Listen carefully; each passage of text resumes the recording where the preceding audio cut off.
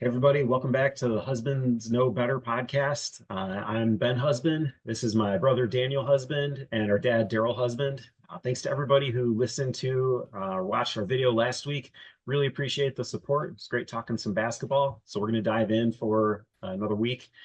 Kicking us off this week, we're going to talk about a big injury in the NBA. Damian Lillard is going to be out seemingly indefinitely with deep vein thrombosis, which is the same injury that Victor Wembanyama was affected by some weeks back. Definitely a blow to the Bucks. They're currently sitting pretty in the Eastern Conference, heading towards the playoffs, but this has some major implications for how far they will go. There's some indication that the Bucks think that he might come back at some point this season, No way. possibly in the postseason. No way. I'm not sure how that's going to happen. But Dad, what are your thoughts on this? Capital no, capital way. There is no way he's coming back. I mean, Wemby will probably come back before him. The problem with Dame is that he's 34, Wemby's 21. And as you get older, especially over 30, you heal slower. I was just looking at the causes for these things, and I was trying to find some kind of common similarity or something at least related to it. And I mean, some of the things like birth control medicine can cause blood clots and deep vein thrombosis. I don't think this is where we're at. Probably not in this case. Not in this case. That's it. That's where the other podcast. Okay. So sometimes blood vessels get injured during surgery, and that can cause them to cause the clot to form. You could have inherited clotting disorders, so it's biological that you've inherited from family members, and then you could also get a clot from just getting knee in the thigh, just pressure, trauma, where it happens. So those are the similarities. Being an athlete, and basketball is a contact sport, not like football, but I can see that these things are the commonalities and the most likely causes of these things. But for Dame to be ready for the playoffs, no way. They're not going to do it. They don't want to have a star die on the court. It would be awful PR for the NBA. And any reasonable doctor is going to say, no, we're going to give him 6 to 8 months. I mean, that's kind of what happened with Osar Thompson on the Pistons. So that's what I'm looking at, thinking an 8-month type of thing. So November for him. I also heard those injuries can surface from repetitive motion, because I brought that up with the Wemby because his was in his arm, his dominant arm to be more precise. And I heard somebody say that, or mention that you could do it from just constantly from him going up and trying to block shots and whatnot. So I mean, Lillard's is in his leg, so I mean, running. It is the most common place is the legs. The shoulder one. I mean, the people with ones in their legs, not Wemby, Osser, Brandon Ingram Brandon Ingram was in the shoulder. I'm sorry. The other ones I'm sorry, I had were lungs, Chris Bosh and Serena Williams. So, but it did say it was most common in the leg. Totally random. Didn't Jeff Green also have that, or was it something else? What was it? Sure. I wish I would have to look that up. Because if I remember, he missed his rookie season because of it. Or am I thinking of when he got traded to you guys? I don't know. He missed a season with us. I don't think he missed anything on the rookie season. So, Right. Yeah, give it some thought. Yep. Well, we'll look ahead, TBD on what happens with the Bucks in the playoffs. Definitely going to be a blow to them, and I'm with you, Dad. I don't think he's coming back this season. We're talking, 8 months average recovery time. Start of the next season should be looking pretty good. Yep. Other big news this week. So Daniel's repping his Memphis Grizzlies hoodie over there. Sadly, Reluctantly. parting ways with Taylor Jenkins. At strange time, 9 games left in the season. The Grizzlies are still in the playoff hunt. They have a winning record in a very competitive Western Conference, and they're ranked number 5. So this is a really strange occurrence. Apparently, the GM said this week that it was his choice and his choice alone. Players didn't have any impact on the decision being made. Daniel, what do you think about this one? Everything. So some notes to put. I saw it coming.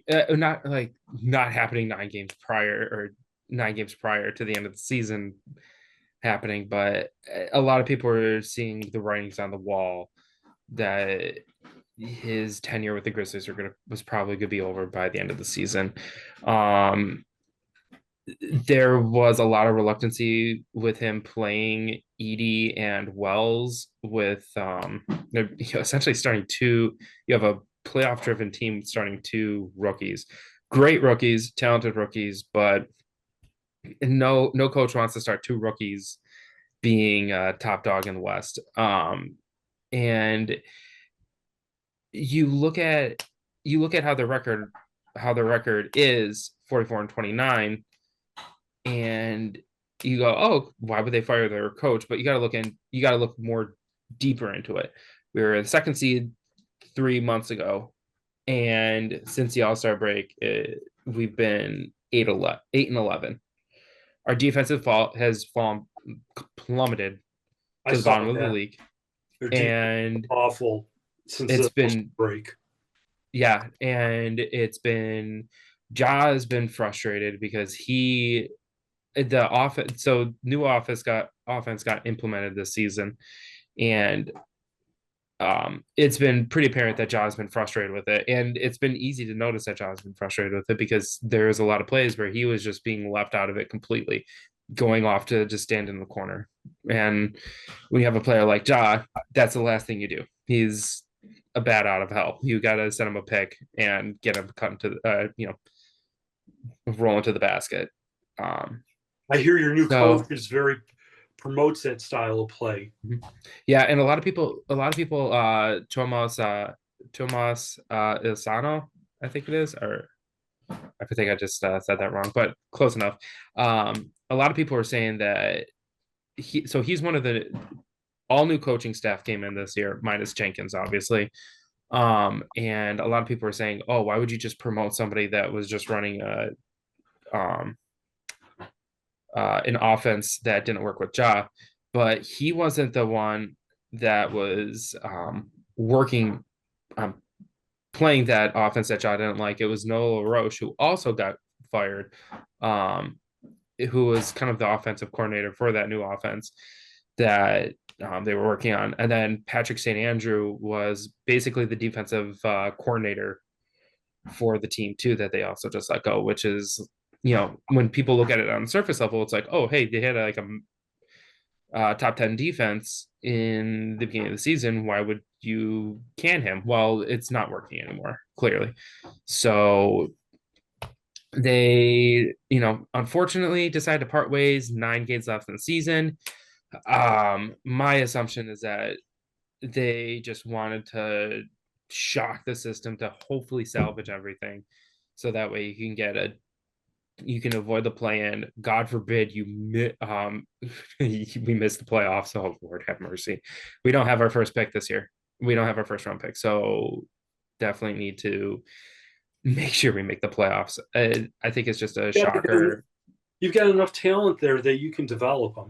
I don't think you really need. Your guys are young. You really we don't need to draft anyone.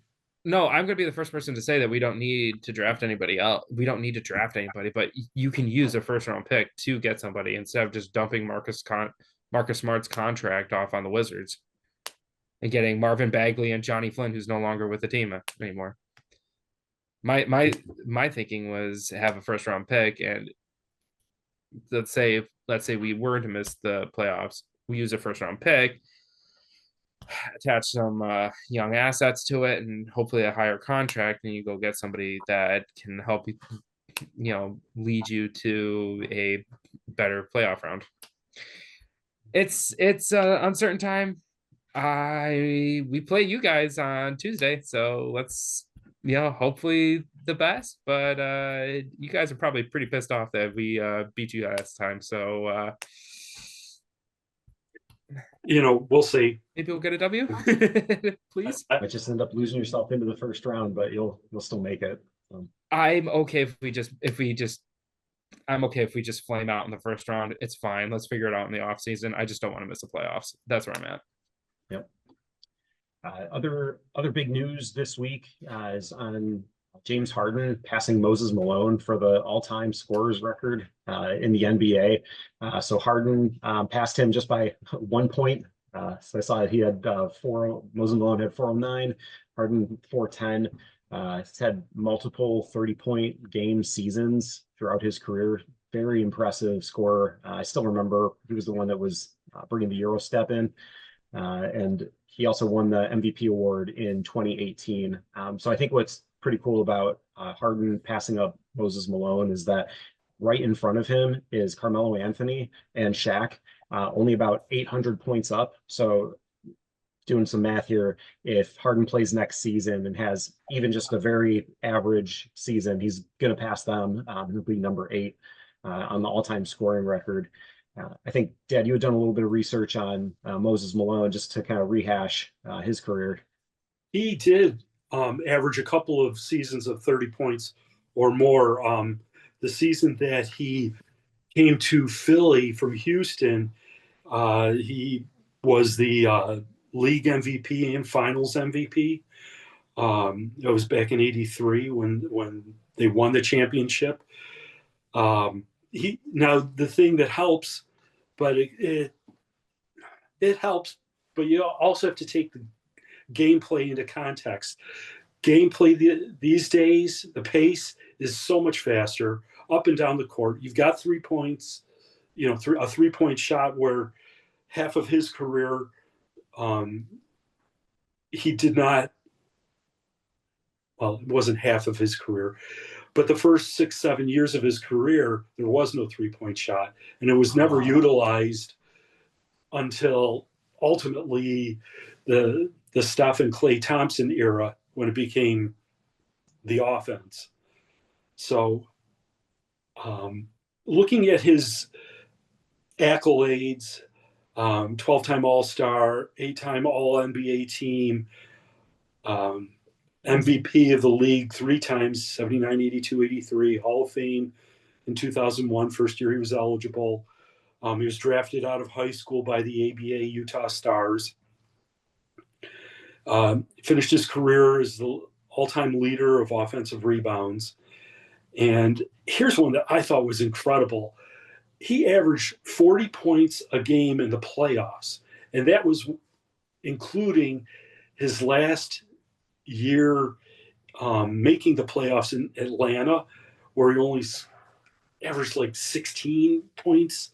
It was precious little, but 40 points a game average in the playoffs, to maintain that is unbelievable. And not for nothing, but Harden has a horrible playoff history. So I'm not taking anything away from Harden.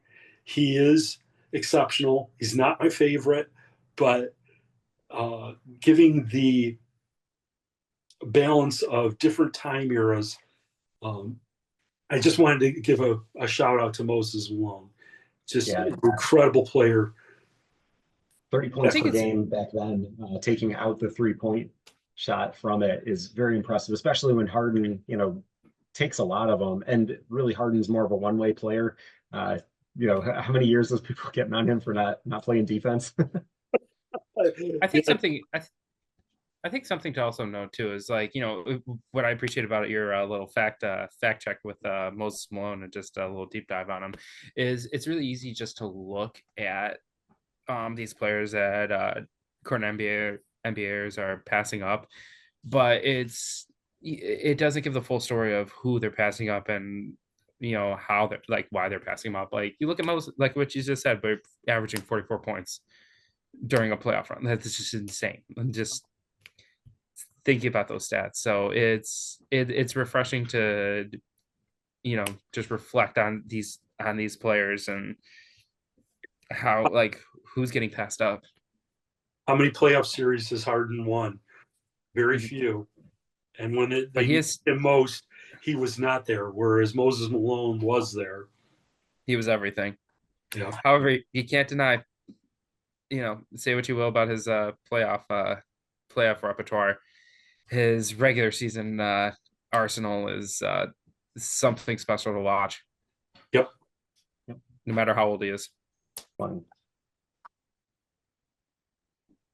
All right, everybody. Well, that wraps it up for another week of Husbands Know Better. Thanks again for listening. Again, I'm Ben Husband. It's my brother Daniel Husband, my dad Daryl Husband. Take care.